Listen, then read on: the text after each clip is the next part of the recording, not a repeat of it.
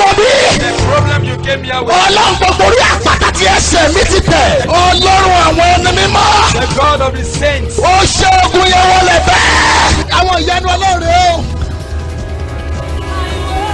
Ìyanu Ọlọ́run rèé o. Olúwa tún ìsílẹ̀ màmá.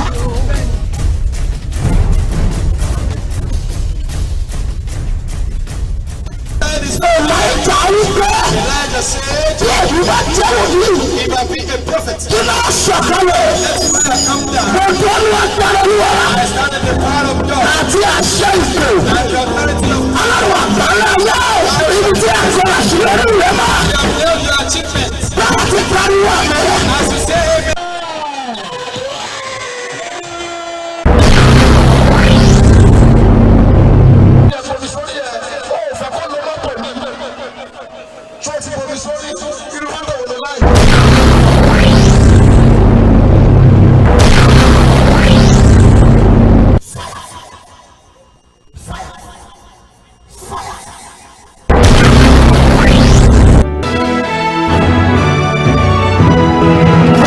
The problem you came here with. Ọlọ́run gbogbo orí àpáta tí ẹsẹ̀ mi ti tẹ̀. Ọlọ́run àwọn ẹni mímọ́. The God of the saints. Ó ṣe ogun yẹn wọlé bẹ́ẹ̀. Àwọn ìyanu Ọlọ́run rèé o. Ìyanu Ọlọ́run rèé o. Olúwa tún ìsílẹ̀ màmá.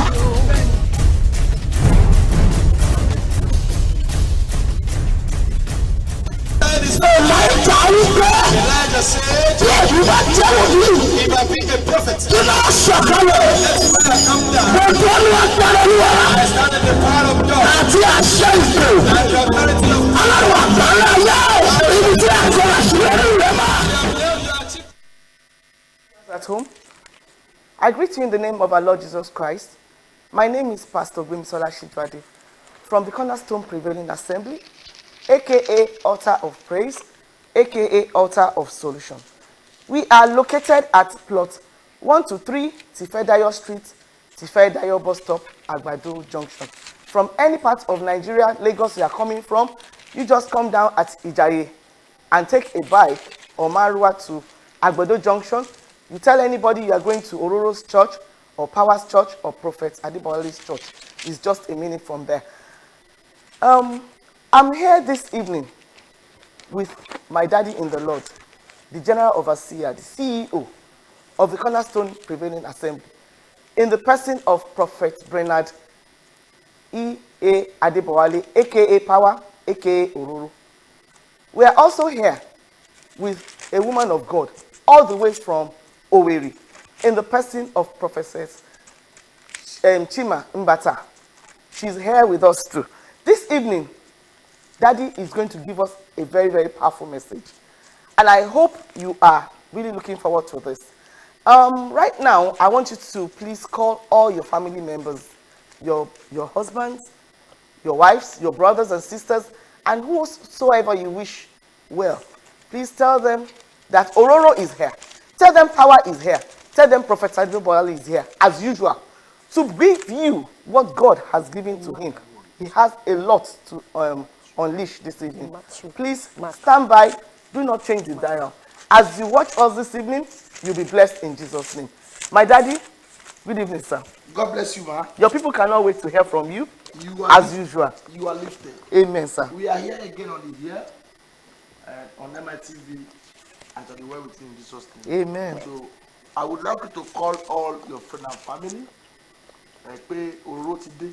That Ororo is on the air. Call your friend, call your family, and tell them that Ororo is on the air. For them to hear the word of God again tonight, for what God is about to do in our life. I'm not here alone with two of my daughters in the Lord. I'm here with my pastor, Pastor Gwemisola Shidwade. I'm here with my daughter from Imo State, Owerri. Her name is Prophetess Shinwe. So she's here with me. So we are not just here alone. We are here by the power of Almighty God. So, yeah, I want you to do for me to just make some calls. Your friend, your family that. Oh, today,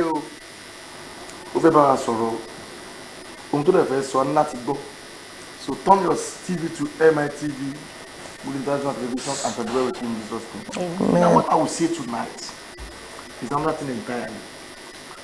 A man of God called me So, and he said, Prophet Adeboale, hope any pastor offended you.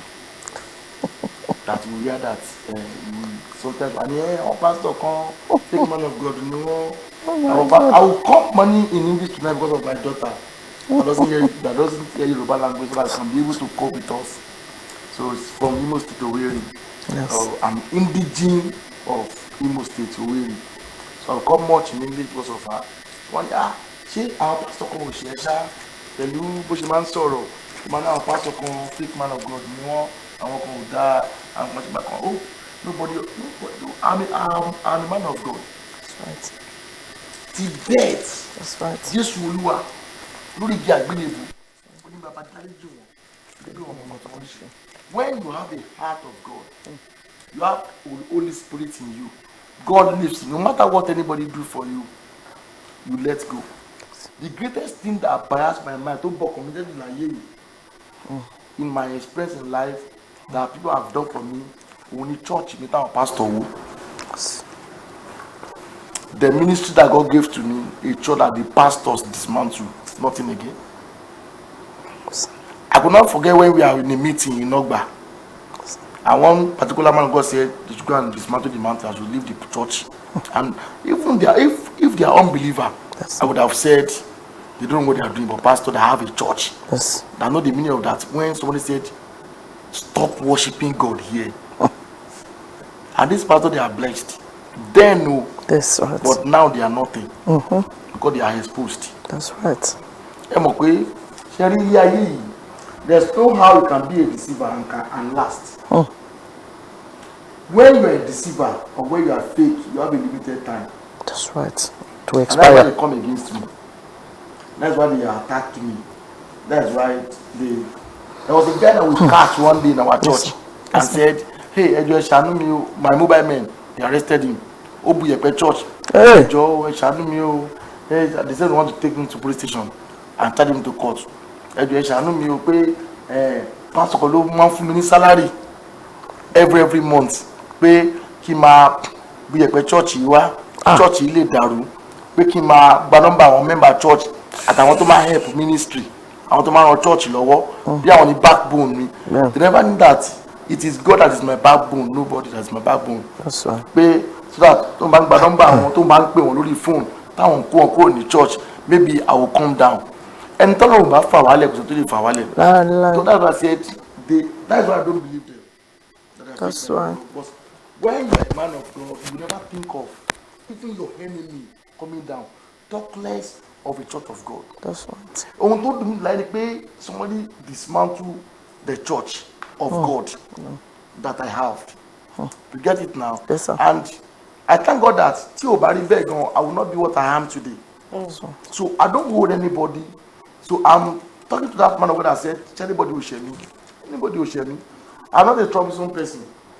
I don't have any friend. I don't go to anywhere. I stay in the church. If I don't go to church, if I go out of the church, maybe I go to the mountain, the beach to pray, or I travel out of the country to any of our branches, or to see my family in abroad. I don't fight anybody. I don't like fighting, but what I'm preaching is the gospel of our Lord Jesus Christ. And I'm preaching that. The end of those fake man of God has to come to an end. I want to thank the chairman of this station, Moody International Television, that give us privilege to preach the word of God to people. That's right. He's the one that gave us the prayer to preach the word of God to everybody in the world. That's I want to thank him so much and all the staff of MITV, all the crew of MITV, everybody. And thank you. God bless you. Thank you Amen. for your support, for your trust and everything, for this privilege that you give to us to preach the word of God for us. Thanks so much. Sherry, what I will say is, we are not coming at anybody offend us. Nobody. Anybody will power jà. Èmi fẹ́ jà fún àwọn èèyàn tó wà nílé ni. Are you hearing me now? That's I right. was at the Thursday. I gave them things myself that I bought with my money. True. I didn't sleep yesterday. I was praying. I knew all through. I knew the prayer I've done down on ground. As I'm leaving here now, I'm going to VG. That's right. On Wednesday to Thursday, I've been on VG to pray for people to come and receive that. And people are blessed. Ọmọ mi kọ́ wà tẹ́lẹ̀ pé ó ní òun dára pé wọ́n yọ ilé ọmọ tòun jáde kúrò lára tuntun. Ó ti lóyún sí o. Lórí ọ̀rọ̀ wọn àdúró. But what I bring tonight is gbogbo ẹni tó wà ń di ọ̀rọ̀ ẹ aṣọ́kú lójijì. Amen. In Jesus' name. Àṣẹ ni o. Gbogbo ẹnikẹ́ni láyé tó wà ń di ọ̀rọ̀ ẹ ó máa fàyè lẹ̀. Sorry, I brought the gospel of Jesus Christ. Má jẹ́ kí ẹ̀rù bà ẹ́ o. That's right. Tó o bá jà o lè win. Then, If you don't fight, you can't win. that's At all. When you are afraid of all these small fake prophets, all these herbalists, àwọn wòlíì tẹ́ pé olóògùn ni wọ́n tẹ́ wọ́n ní babaláwo tó ń ṣoògùn fún wọn tó ń wọnú gbàrẹ̀ mí wà lẹ́yìn gbéyàwó táwọn ló ń bẹ̀rù àwọn tí ò lè ṣe nǹkan kan láti babaláwo adédọ́wájú àfihàn àwọn tí wọ́n ní kàríyà kankan then, bí áfúnúkà gbogbo ò nípa wọn níbi kí wọ́n kọ́lé kí wọ́n ní fíìmù kan ní mọ́tò then. kan lérò kò sí nǹkan kan tó ní jù bẹ́ẹ̀ lọ the life of people that send them to is nothing sáwọn ló ń bẹ̀rù tó fẹ́ bá àwọn ló ń bẹ̀rù ni nǹkan tó gbé dání àwọn ti ba slide wò tí ba slide owó tó gbé dání what you carry is more than their own. Their own, They are yes. herbalists. That's right. They are not man of God, they are herbalists. That's right. They have an herbalist that do work for them. Are they still a man of God? They are in occultic. Are they still a man of God? Not a man of God. They are herbalist. So I didn't want that you are fearing. Sáwọn ló fẹ́ máa bẹ̀rù. Ẹ wo ìwà wọn, ẹ wo ìṣe wọn. Ẹ wo ọ̀rọ̀ wọn ò ṣe é máa sọ. If I see any one of them anywhere, I will tell them they are an herbalist. You're not the man of God. Even not on MITV anywhere I see them. If I see them here, I will tell them that you are not the man of God, you are an herbalist. Yes. Because now let's come to it, to look at a genuine man of God. Ṣé ìránṣẹ́ Ọlọ́run alààyè? The first thing as a man of God, the passion for soul, the love for people, That's right. the passion That's right. for soul, That's and the love for people. That's right. These people have lost their calling. Wọ́n sínú Ọlọ́run mọ́. Kò sí ẹni tí ò rí jì mọ́mí ṣíjú adé. Ben, sir. My daughter, they dismantled my church. Which storm passed that one? The church that somebody has built as a man of God. A man of God like himself is dismantle it. Let him come and dismantle the one I had now. Let him only say, "Ẹ kó wá wò." Later, Nancy, how many likes of Yola already? It's not like times 10. Of course. Eh? Yes, sir. Like times 10. The size, yes. The size. You bought the property of 40 million naira. Yes. 40 million naira. Ẹ kó wá wò eléyìí now. Kò tó bẹ́ẹ̀. Let him come and dismantle this one again. It's not possible because God is more than him. That's right. They are not man of God. That's right. Now, ìgbà tá a bí Jésù ohun tó ṣẹlẹ̀ Bẹ́ẹ̀. máa fi wàásù. Kó o dẹ̀ gbọ́ràn lálẹ́ yìí, mo ní bẹ́ẹ̀ sọ̀rọ̀. I will say one thing in 3 times and you have to listen to me and anything I tell you, you listen to it. People come to the church, a lot of testimony and their life change and their story change and they see their testimony. You have to fight for you to win. Mi ò lè wá kú kì í jó ilé bàbá ẹ̀. Abayan. Tó bá ti ń bẹ̀rù àjẹ́ máa finish ẹ̀. That's right. Tó bá ti ń bẹ̀rù oṣó máa finish ẹ̀. That's right. Babaláwo yẹn ò gbọ́dọ̀ bẹ̀. Ẹ wọ́n ti tẹ́mì ọlá ọ̀rẹ́ tájọ àní ṣọ́ọ̀ṣì tí a ní àwọn arábí wó Ben. àwọn fake man of God tí wọ́n wó. Ben, sir. Máàlù kan babaláwo ni ló bá wá láàárọ̀ ló ní kí n téèkì òun ó mú oògùn sọ́wọ́ pé kí n bo òun lọ́wọ́. Ó ní bàbá ẹ fi àfọ̀gùn bọ̀ mí lọ́wọ́ bọ̀tún má bọ̀ yín lọ́wọ́ ní àwọn ọmọ oògùn wa bá bọ̀ lọ́wọ́ ní bàbá ẹ kú èèyàn kì í fògùn bẹ́ mi lo ìránṣẹ́ Ọlọ́run ní mí in the next 3 days bàbá yẹn dẹ̀ kú. Wow. Lọ́lá ọ̀rẹ́ wọn ò lè gbàgbé mi àwọn tí wọ́n wó bẹ̀ ẹni kan wá jókòó síbẹ̀ wọn ò lè wá jókòó sówó ń bẹ̀ that Lọ́lá there was no money it was only people that you can save. That's right. So àwọn kan ò lè wá torí kò wó ò sí ń bẹ̀. Ben. Mọ́mí ṣíjú adé Yes, Daddy. ọlọ́run gbogbo àwọn pásítọ̀ pátá tó ń ba ayé àwọn èèyàn jẹ́ Ben. tó ń ba ayé àwọn èèyàn jẹ́ wọ́n á sákò tẹlifíṣàn Ben, sir. Amen. ọ̀ kí wọ́n change because èmi tẹ́lẹ̀ ń sọ̀rọ̀ yìí if what I'm saying on here is not true they will investigate me. That's right. It's true. Is that true? Very true. I'll be investigated. Yes. If what I'm saying here is lie. That's right. When you are in charge of destroying people's life, your hand has come. Yes, sir. Especially when you are a man of God. Very well. Very well. Investigate me. My hands are very clean. Now, where we are going is ọ̀pọ̀lọpọ̀ ń gbọ́ mi lálẹ́ inú ìdí àwọn pastor náà wà. Inú ìdí àwọn wòlíì náà wà. Wọ́n ti dè wọ́n. Ẹbí wọn pé àwọn pastor yẹn tó ń tẹ̀lé káàkiri yẹn ẹni mélòó láàrin àwọn tó ń tẹ̀lé wọn láyé ẹ̀ dá. Pastor nìkan ló ń lọ lóyìnbó. Òun nìkan ló ní mọ́tò. Àwọn ọmọ ẹ̀ ló ń lọ lóyìnbó. Ìyàwó wà nílùú òyìnbó. Òun nìkan láyé ẹ̀ dá. Tó bá wọ aṣọ tó dá òun nìkan. He's the only one that doing fine, that spend money, that look good. Only him. Every other followers look at the cloth in their head. It's like a rag. Pastor, you have to heaven. God will judge you. Amen. So I'm now to save the people of God. It is when you listen and come. If you don't allow their words, yes, to tie you down, to pin you down, come to Prophet Brennan Adebowale to save you from the power, from these evil men of God. Now, let's go now. Tebawo ọdún yìí sìn. Yes, sir. Mo fẹ́ káwọn workers lọ sí òyìnbó. Àwọn head of department, a lot of people. Mo fẹ́ kọ́ lọ sí ìlú òyìnbó. I think I counted them. They're like 45 that we are taking to abroad. I didn't know the one that are praying for the church. That's right. Now, I didn't know the one that are paying the tithes and the offering. Are you listening to me now? Yeah, yes. I didn't know the church that are paying the tithes and the offering for the church to move forward. They are the one now. It's not their money. It's their money. Why would a man of God will be blessed and be highly honored and all his followers will be in pain? Now I've arranged now the apartments in abroad.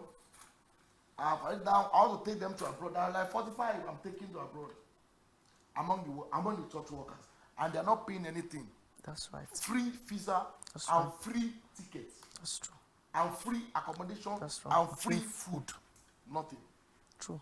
Even though I spend the money, am I working? It's not tight that people are paying me all over the world. Yes. Are they not part of the church of the Cornerstone?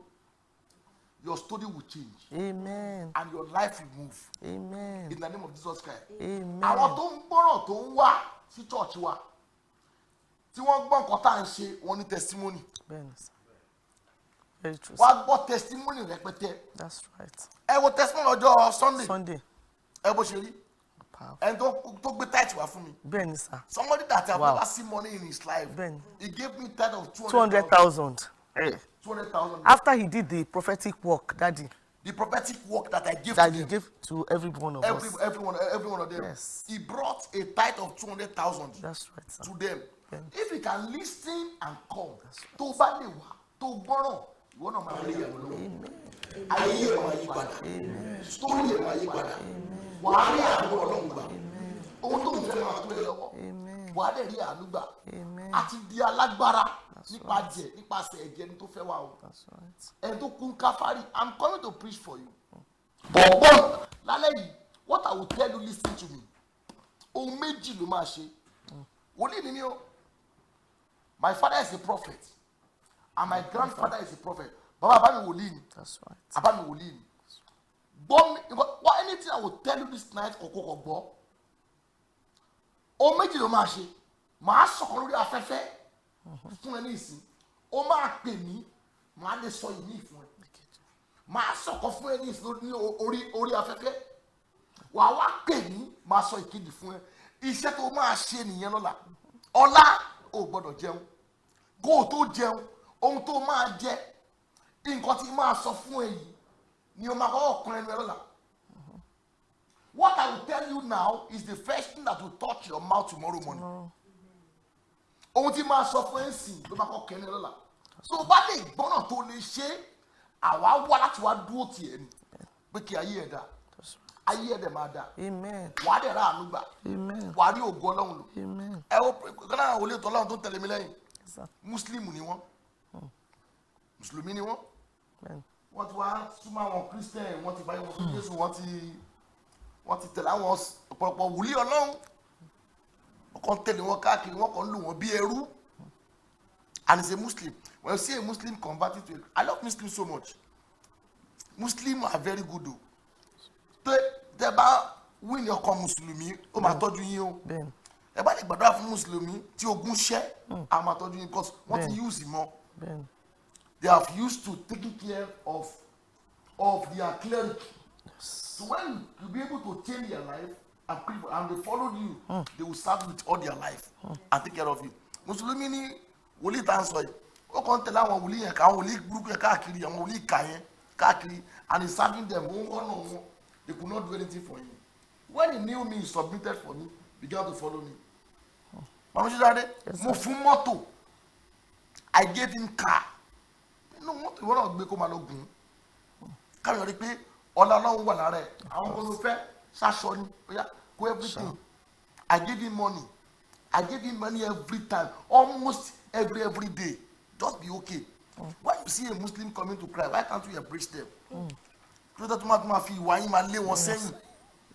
Now, what I would tell them is, nǹkan méjì ló máa ṣe lálẹ́ yìí. Alákọ̀ọ́kọ́ ni pé nǹkan tí mo máa sọ fún lórí afẹ́fẹ́ ìsìn dì í mú. Ẹlẹ́ẹ̀kejì yóò gbọ́dọ̀ jẹun lọ́la. Ohun tó máa kọ́kọ́ jẹ ní àárọ̀ ọ̀la tó máa kan ẹnu ẹ wàá pè ní màá sọ fún ẹ. Tó bá ti dánwò wàá dúpẹ́ lọ́wọ́ lọ. Nǹkan méjì máa fẹ́. Alákọ̀ọ́kọ́ ni pé mú báírò báyìí gbogbo tó fẹ́ kí n tó kú omi ẹ máa kọ́. Everything you don't want now, take your Bible, take your book, begin to write it.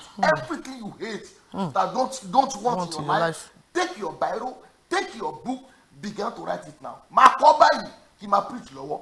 Bá gbọ́ preaching yẹn kó máa kọ. Ohun tó fẹ́ ní kọ́ ní kó kọ́ ó. Má kọ́ ohun tó fẹ́ ó. Ẹni tó fẹ́ kó fayé lẹ̀ tó ń gbógun tó lérí sí ẹ pé wàá gbà. Àwọn àfihàn wọn gbójú ra wọn lọ. Máa kọ báyìí. Now, I would like to preach now within 2 minutes. Micah chapter number 2. Are you there? Yes. Mark chapter number 2. Are you there? Yeah. Now let's read verse number 5. Micah 2. Mark 2. Okay. So Mark. When Jesus saw their faith, yes, he said unto the sick of the palsy, yes, Son, yes, thy sins have forgiven thee. Thy sin have been forgiven. Read verse number 7, please. Why thou this man, verse 7, why thou this man so speak blasphemies, who can forgive sins, but God only? But God only. So that be a shalom de lamb. Ọlọ́run dárí jẹ́ o. Ẹ̀kọ́ òdì tí wọ́n ń kọ́ ẹ àwọn pásítọ̀ nínú ẹgbẹ́ ọ tó born again jùlọ.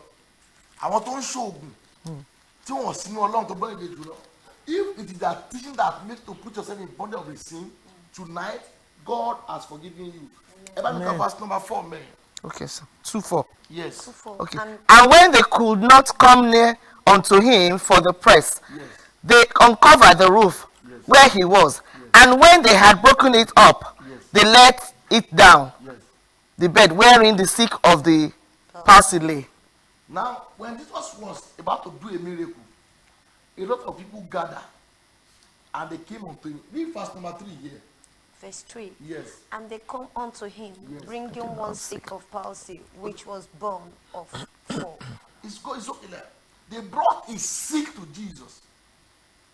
The person that was born that is sick, that is about to die, and there was no place for him. They now removed the roof. One your ilé lókè, wọ́n lè gbé sọ̀kalẹ̀. Tó bá dé church wọ́n á bá èrò. Ọjọ́ Sunday ṣe ṣé àgbà èrò. Yes, sir. Ṣé àgbà èrò? Àwọn ilẹ̀ parí. 5 past 5. Àgọ́ after 5. Láti 12, I'm not parí 12. Only come out close. But I got testimony going. We hear a lot of testimonies. You want to know witness here. Don't let them disturb you. Don't let them stop you. Go to buy now. Call prayer request here. I want to offer here. We fẹ́ gbàdúrà sí báyìí. Bó ṣe máa ṣe pẹ̀lú nǹkan tó fẹ́ rà yẹn máa sọ fún ẹ. bóyá máa ṣe ìgbà tó bá tẹ̀mí ní o but ọjọ́ Thursday yìí o láti wá church come to church on this Thursday and I'll be expecting you wà á dẹ̀ra àdúgbà bí mo ṣe kúrò láti báyìí sí kó bẹ̀ sí máa pè mí o á dẹ̀ dá fún ẹ women of God pray for them before we call the address for them. Father, in the name of Jesus, Amen. I bring your people before you. Jehovah, answer their prayers. Amen. You that searches the heart of men, Father, search their hearts. Amen. Do that which no man can do for them. Amen. Forgive their sins, O God, Amen. and make life better for them. Amen. That at the end of it all, Amen. we will be able to enter into that secret place. Amen. In the name of Jesus. Amen. Thank you, Most High, because you are God. Blessed be thy name, O Lord. In Jesus' matchless name we have prayed. Amen. God bless you. Monsieur, about the pay address phone, but the phone number. Describe how they will get there and call the phone number for them in Yoruba and English language before I pray for them. Yes, sir. God bless you all. Cornerstone Prevailing Assembly. Cornerstone Prevailing Assembly, that's the name of our church. We are located at plot 123 Tifedayo Street, Tifedayo bus stop, Agbado Junction. Any part of Lagos you are coming from, Tabasha today Ijayi bus stop, 30 so Ijayi bus stop. Bójẹ́ Márúwá ni, bójẹ́ ọ̀kadà ni, ẹ ṣáà gbé dé Agbado Junction. Tẹ́ bá ti dé Agbado Junction, ẹ sọ fún anybody pé church Òróró lẹ̀ ń lọ, or church Prophet Adépọ̀wálé, or church Power. Get ibẹ̀ is very very close. So if you are driving to, where you can drive náà ni, ẹ ṣáà pé ọ̀kadà ẹ fún 50 naira. Ẹni kò lead yín dé Àgbàdo Junction. Láti Àgbàdo Junction, ẹ ṣáà sọ fún anybody pé church Òróró ni ẹ ń lọ. Our phone numbers are 0807 612 4454. Ẹ jọ̀ọ́, ẹ tún kọ sílẹ̀ phone number wa because àwọn èèyàn máa ń sọ pé phone number kan péré ni àwọn kọ́lẹ̀ pé àwọn ráyè kọ ìkejì. So I'm going to repeat the first phone number now. 0807 61 24 454. Then the second number is 070 60 70 74 69. I repeat 070 60 70 74 69. Our service on Thursday starts from 7 a.m. to 12 noon. Please take note. 7 láàárọ̀ tí di láti aago méje láàárọ̀ tí di aago méjìlá ọ̀sán ní ìsìn wa ní ọjọ́ Thursday. Because àwọn ọmọ máa ń pè wá pé time wo ni pé ṣé ìrọ̀lẹ́ ni ṣé láì kẹ́ tó lọ síbi iṣẹ́ ẹ ṣe àgbáyé just wákàtí mẹ́ta sí mẹ́rin péré kẹ́ wá bọ́ọ̀lù ọ̀hún pàdé. And please, you can also see us on YouTube. Right now, all our past messages are on YouTube. Just type Cornerstone Prevailing Assembly or type Power TV. You can watch and enjoy all our powerful messages, the past and the present one. We're expecting you on Thursday by the grace of God, and listen to the instruction. We're expecting your calls immediately after this service. As you listen, may God bless you. Daddy, your people are waiting to say God bless you ma. Wàá rí àánú gbà o. Tó bá ti dé Àgbàdo Ìjàyè bus stop. Church yẹn popular so kò lọ sí church Òróró láti Àgbàdo. Anywhere you are coming from, get to Àgbàdo Ìjàyè bus stop. Go to Òróró church. Láti Àgbàdo Ìjàyè bus stop so kò lọ sí church Òróró. Wàá rí àánú Ọlọ́run gbà o. Amen. Àṣẹ jáde sí ẹ. Amen. Níní Àdásà, Bàbá Malobi, Ẹ̀rúbí Ẹ̀gẹ́ Àdúzọ̀. In 1 Samuel chapter number 16 ni a dá ọ̀rọ̀ sórí Dáfídì ká tó àwọn ẹ̀ ti Dáfídì ẹranko ló ń bájà apàkìní wá pàmùtẹ́gùn. Before we anointed David was fighting an animal. After oil fall on David, he challenged Goliath. The Goliath of your life, I want to challenge it on Thursday. Because there's oil upon my life. That's right. I'll be anointed as a man of God. Let me challenge the prayer of your life. David challenged Goliath in 1 Samuel chapter number 16 after the oil fall on him in 1 Samuel 16. Nígbà tá a gbó sórí Dáfídì tán, ó kọjú ìdá. Tí ọwọ́ èèyàn bá kẹ́kù ìdá, kì í bèrè ikú tó pa bàbá ẹ̀. Àṣẹ jáde pé gbogbo ogun tó bá ti tó bẹ́ẹ̀ di alẹ́ òní ogun yẹn kó ṣẹ́. Tó bá ti pè ní prayer request tó fẹ́ mọ́ yẹn, ohun tó máa rà lọ́la máa sọ fún ẹ kó o tó jẹun lọ́la rárá ò ní tí jẹun o nǹkan tó máa rà yẹn ló máa kọ́ fi kan ẹnu tó o bá ti dánwò tó o gbọ́ràn wàrà ànúgbà abáníkà máa sọ testimony níbí àrùn kò ní mọ̀ ọjọ́ Thursday láàárọ̀ aago 7 ní o sí 11 àbọ̀ ó pẹ́lú aago 12 màá rí ẹ o wájà ànúgbà bákan náà lọ́jọ́ Friday ọ̀sẹ̀ yìí ìṣòro Champions Night and ìṣòro. I love you so much. I will see you next week Tuesday. God bless you. Bye.